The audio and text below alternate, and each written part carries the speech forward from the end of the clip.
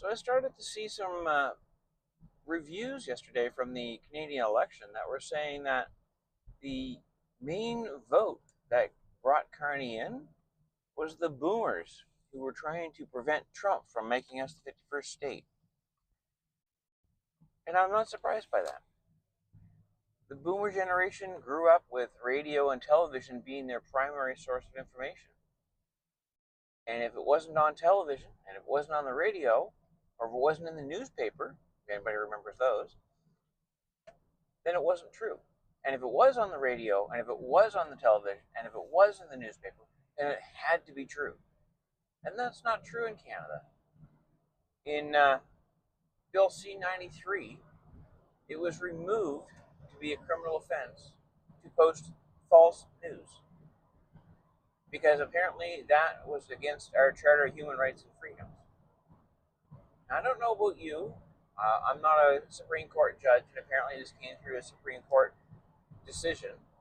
But there's a huge difference between the freedom of the press to post truth, the non-freedom of the press to post lies, and my individual right to post whatever I want.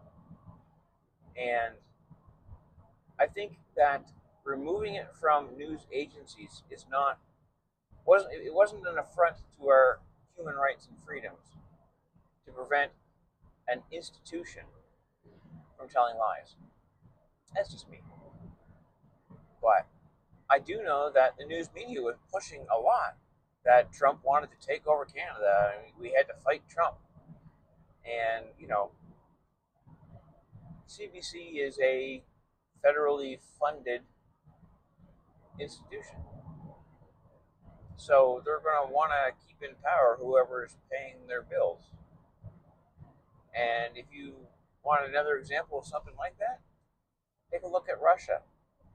In Russia, the main paper is Pravda. Pravda means truth in Russian. The Pravda is the state paper. So it doesn't actually mean what's actually true. So they used to say actual factual truth. It means what the state says is true.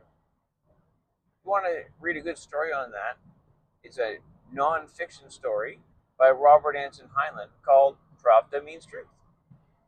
Go take a look. It's an interesting read.